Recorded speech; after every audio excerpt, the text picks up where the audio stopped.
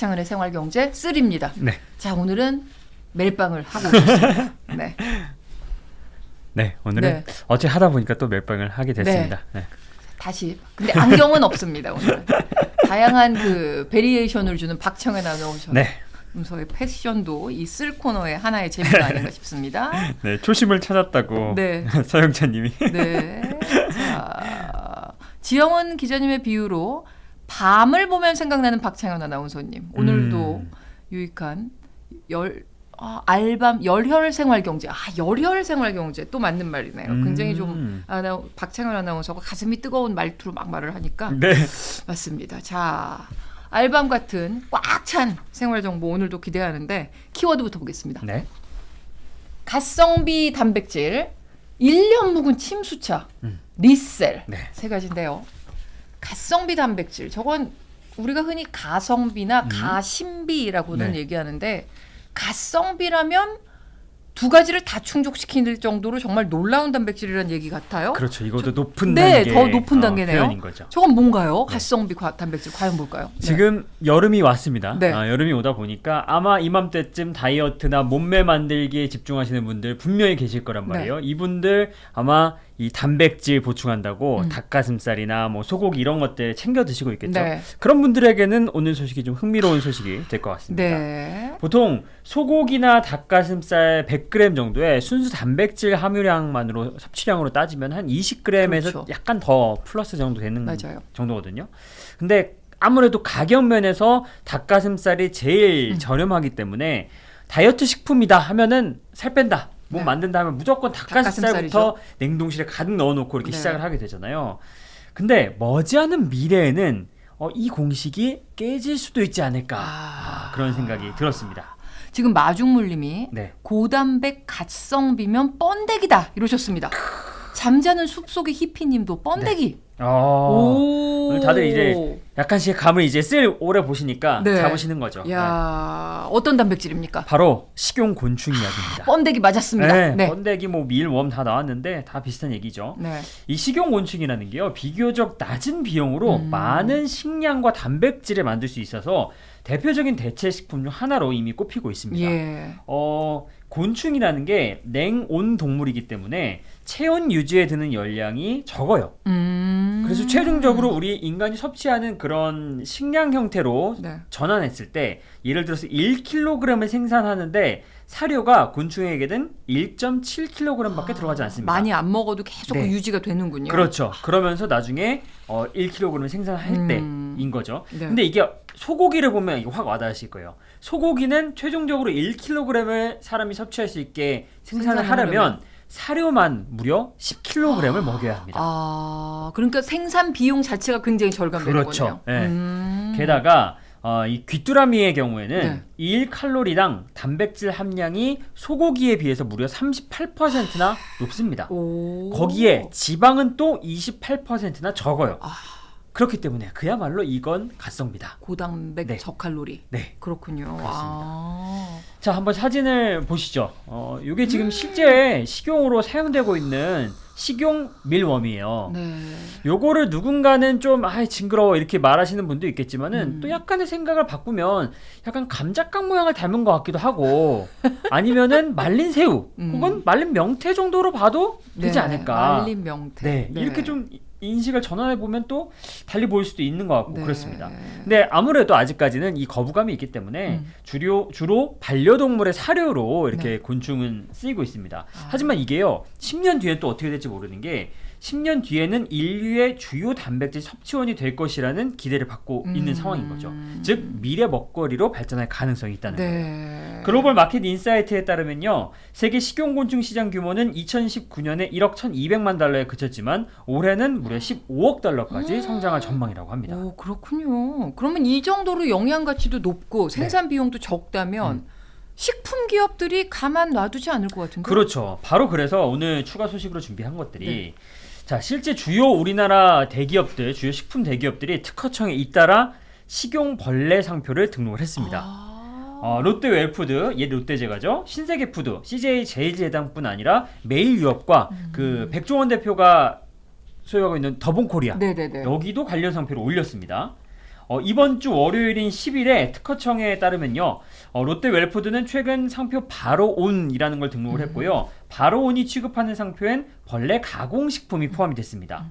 실제로 롯데 웰푸드는 지난해 캐나다 식용곤충 기업인 아스파이어 푸드에 약 100억 원 정도를 투자를 했고요. 네. 양사가 세계 최대 규모 곤충 단백질 생산 시설을 짓고 기술 제휴 등에 나설 예정입니다. 이뿐만 아니라 자사 연구소를 통해서 2021년 말 프랑스 곤충 단백질 스타트업 회사와 제품 개발 및 기술 확보를 위한 공동 연구 상호 협력 의향서를 체결하기도 했습니다. 아주 적극적이군요. 네. 이뿐만 아니라 신세계 푸드는요. 올해 식용 벌레를 취급하는 상표를 4개나 등록을 했어요. 지난달에는 You are what you eat 이라는 상표를 등록을 했고요. 상표 설명에 뭐 주류 음료수, 수산물, 곡물 가공식품 등 다양한 상품군이 등재됐지만 주목해 볼 만한 게 살아있는 벌레와 벌레 가공식품도 등록이 된 상태라는 거죠. 벌레도. 네, 살아있는 벌레까지. 이 밖에도 지난 3월에는 프로티킹, 올 초에는 헬로틴, 뷰로틴 등의 상표를 등록했는데 여기에도 모두 설명에 벌레 가공식품이 포함되어 있습니다.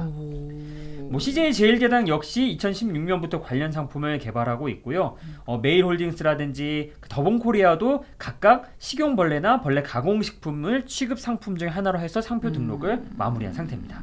물론 뭐 이 기업들이 당장 이 식용 그 벌레를 이용한 상품을 내놓겠다는 아니지만은 어쨌든 가능성을 염두에 두고 길을 닦아놓는 과정이기 때문에 미래 먹거리로 보고 있는 건 확실하다는 거죠. 여기 지금 저 얘기를 우리가 미루엄을 보여드리자마자 헉! 막 이렇게 이런 반응이 막 몰려왔어요. 벌레 막 이랬는데 그러니까 이런 반응을 어떻게 완화시키느냐가 중요할 것 같은데 아까 어떤 분이셨더라? 벙카이브님은 미트볼 같은 걸로 만들면 먹을 수 있을 것 같아요. 이러셨고요. 조금 전에 벙카이브님 또 아이디어 주셨어요. 햄버거 패티를 만들어도 되겠는데요. 이러셨거든요. 맞아요. 이런 식으로 이 벌레, 이 벌레 생김새 이거에 대한 그 거부감?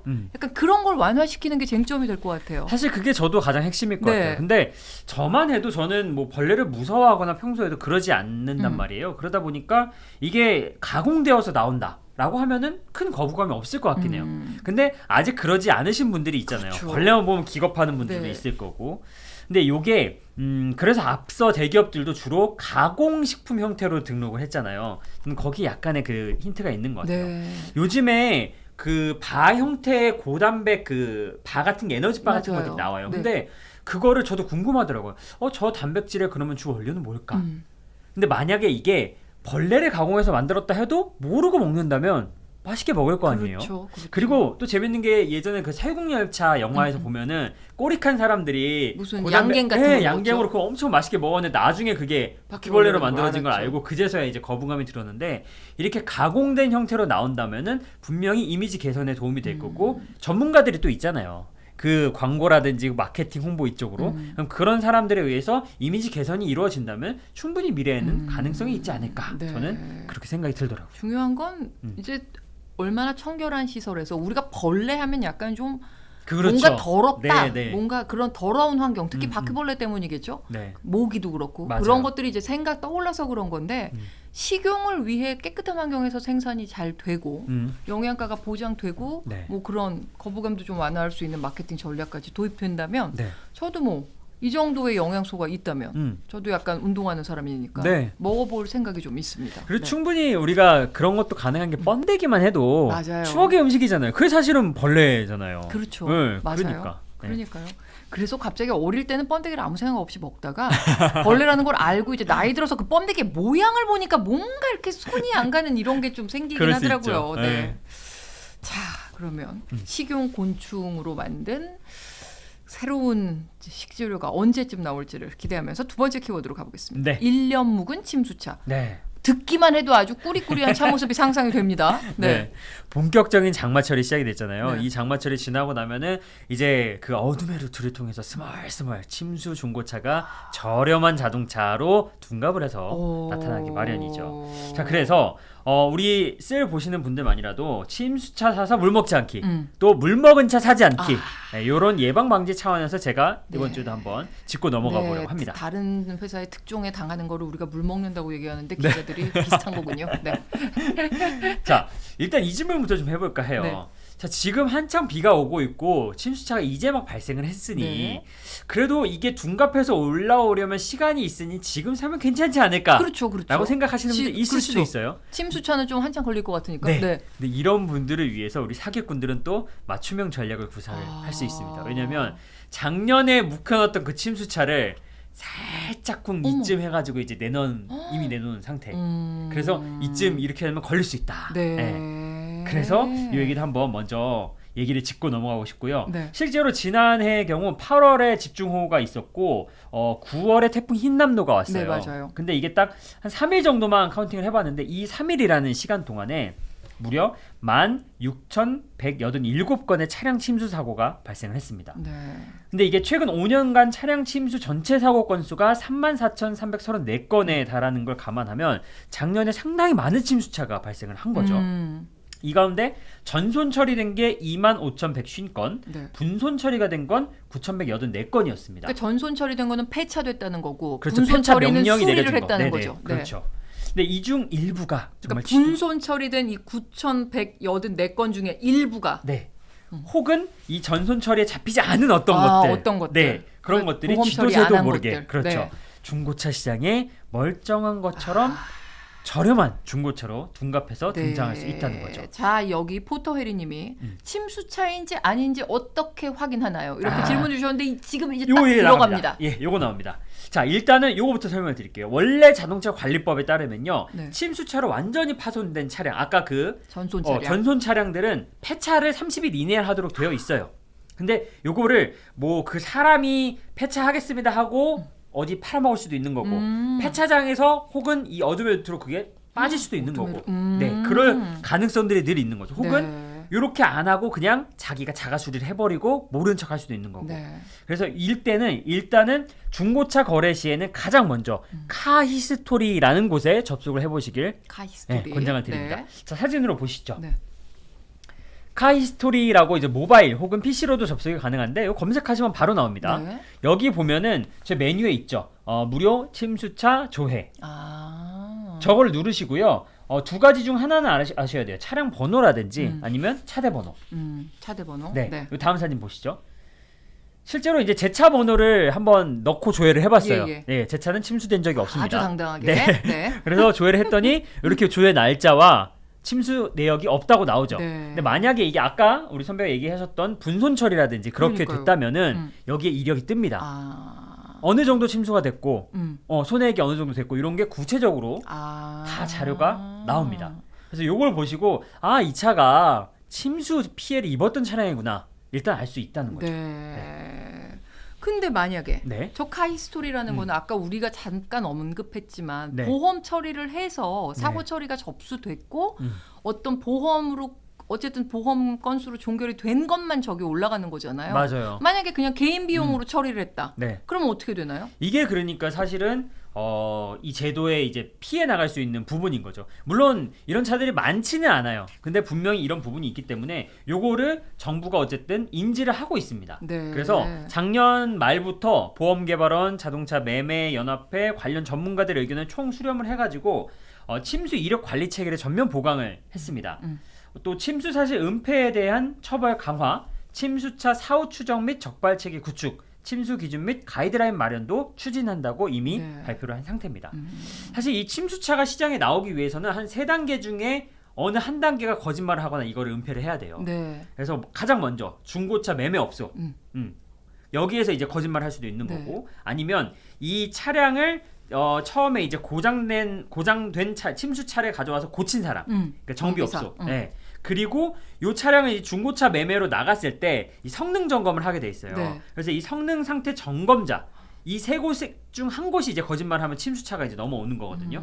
그래서 만약에 이 세 곳 중에 어느 한 곳이라도 이 이력을 축소하거나 혹은 은폐할 때 사업 취소나 직무 정지 등 약간 처벌을 대폭 강화하는 데 초점을 맞춰놨습니다.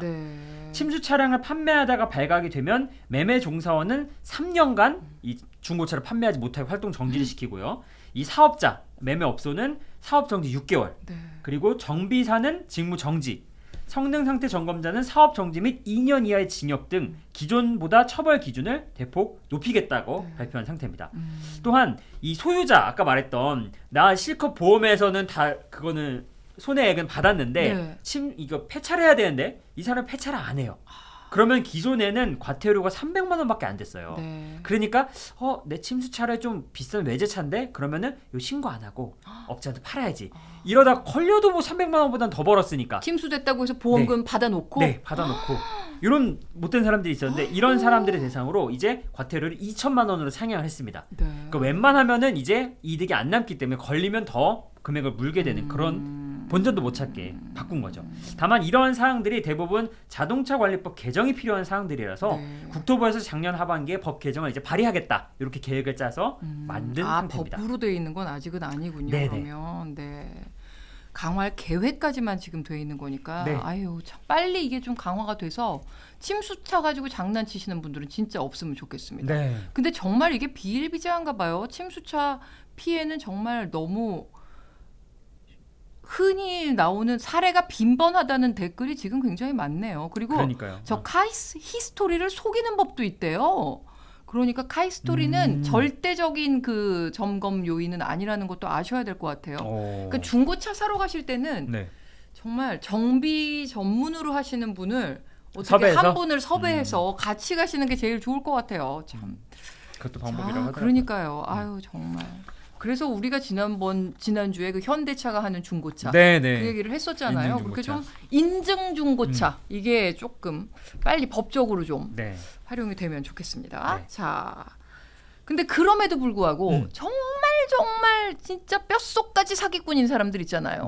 뼈속까지 사기꾼은 뼛속까지 개그맨을 뼈그맨이라고 하니까 뼈속까지 사기꾼은 뼈기꾼이라고 할까요? 우리가 이 뼈기꾼들은 어떻게든 침수차를 팔아먹으려고 할 겁니다. 근데 뼈기꾼한테 넘어가서 샀다, 당했다. 그럼 이거 어떻게 해야 됩니까? 저도 사실 이게 궁금해가지고 뒤늦게 알면 전문가들에게 문의를 한번 해봤어요. 근데 물론 이게 처벌할 수 있는 규정이 없는 건 아닌데 이게 실상은 이 시비를 가리기가 정말 어렵대요. 예를 들어서 판매자한테 갔어요. 중고차 그 매매업소 딜러한테 가가지고 이거 침수차다. 어떻게 책임질라고 하면은 죄송합니다. 근데 저도 몰랐어요. 이렇게 발뺌을 할 수가 있대요. 그러면서 요거 판매자는 모르고 그냥 정비업자가 잘못하지 않았을까요? 저도 몰랐어요. 저도 속았네요. 이렇게 하면서 정비 사업자에게 떠넘긴대요. 그럼 정비 사업자한테 이제 갑니다. 소비자는. 그러면 정비 사업자도 죄송한데 저도 몰랐어요. 저도 요청한 대로 이 성능 점검은 다 했는데 이 성능 점검상으로 문제가 없었다. 그렇기 때문에 나도 침수차인지는 몰랐다. 이렇게 또 오리발을 내밀 수 있다는 겁니다. 그러면 이게 찾고 찾아가지고 못 찾는 애매해지는 괜히 시간만 쓰고 돈만 쓰고 이게 실상은 그렇기 때문에 이게 진짜 걸리면 애매해진다고 해요. 그래서 결국은 중요한 건 이런 것 같습니다. 모든 사기에는 사실은 약간의 우리가 그 욕심과 그리고 너무 지나치게 싼 금액이 항상 포진돼 있잖아요. 그래서 너무 이게 이 다른 거는 다 이 가격인데 이것만 너무 싸다. 이건 사실 좀 믿고 걸러야 하지 않을까. 그게 확률적으로 좀 더 안전한 길로 갈 수 있는 게 아닌가. 이 불변의 진리를 다시 한번 주지를 시켜드리고 싶습니다. 지금 뼈기꾼이라고 우리가 얘기를 했잖아요. 혹시 어디서 뼈기꾼이라는 표현을 하거나 뼈기꾼이라는 용어를 사용하시면 그 저작권은 저와 박창현 아나운서에게 있다는 것 여러분이 좀 널리 알려주십시오. 자, 뼈기꾼은 노다지 프리데스크에서 처음으로 썼다고. 아닐 수도 있어요. 자, 마지막 키워드 리셀 보겠습니다. 리셀. 혹시 선배는 크림이나 솔드아웃이라는 거 들어보셨나요? 크림, 솔드아웃. 그게 뭐 그냥 보통 명사로는 알죠. 얼굴에 바르는 크림하고 다 팔렸다. 솔드아웃. 아닙니다. 이게 아니에요? 플랫폼 업체의 이름이에요. 이게 대표적인 리셀 플랫폼이에요. 패션, 특히 한정판에 관심이 있는 분들이라면은 이미 뭐 모를 리가 없을 거고요. 요즘은 이게 패션을 넘어서 공연 티켓 등 모든 리셀 상품 등이 모이고 있다고 합니다. 이게 결국 뭐 리셀 하면은 다 아시잖아요. 그렇죠. 구매한 걸 다시 판다. 그렇죠.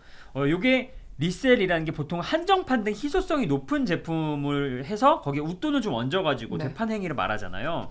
초기에는 개인이 뭐 중고나라라든지 당근이라든지 이런 커뮤니티 같은 곳에서 게시글을 올려서 거래하는 형태가 주로 이뤘지만은 네이버랑 무신사가 요거에 이제 될 것 같다. 네. 이렇게 생각을 하면서 플랫폼 진입 환경을 조성을 했습니다. 아무래도 소위 되팔이라고 해가지고 좀 부정적인 여론이 있는 것도 사실이잖아요. 네네. 그러면서 리셀 시장 자체를 안 좋게 보는 시선이 존재하는데 그러다 보니까 이 플랫폼 사업자들도 나름대로의 체계를 구축한 것이 있습니다.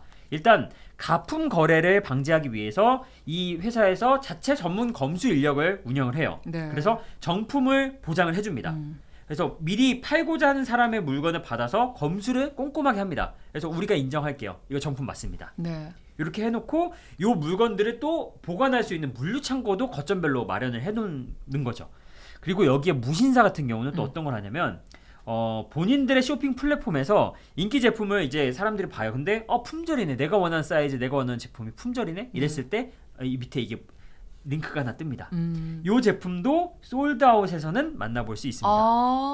이런 식으로 연결하면은 거기에 가면 또 있어요. 그러니까 이렇게 자연스럽게 인기 제품, 내가 구하기 어려운 제품이 만약에 없다면은 네. 구할 수 있는 방법을 얘네들이 플랫폼들이 네. 제공을 하는 거죠. 그렇잖아요. 아무래도 개인들끼리 거래를 하다 보면은 당근 같은 데서 웃돈을 주고도 사기를 당할 수 있다는 그렇죠. 거죠. 가품을 사거나 돈만 받고 잠수를 타거나. 근데 네. 적어도 이 플랫폼을 끼면은 그럴 걱정은 없다는 거죠. 네. 물론 비용은 지불하겠지만요. 이 이베스트 투자증권이 조사를 해봤더니 리셀 플랫폼 시장 규모는 지난해 1조 원을 돌파를 했고요. 2025년에는 무려 2조 8천억 원까지 성장을 할 전망입니다. 아까 말했던 크림과 솔드아웃이 각각 네이버와 무신사라는 곳에서 대부분의 지분을 투자하고 있는 업계 1, 2위예요.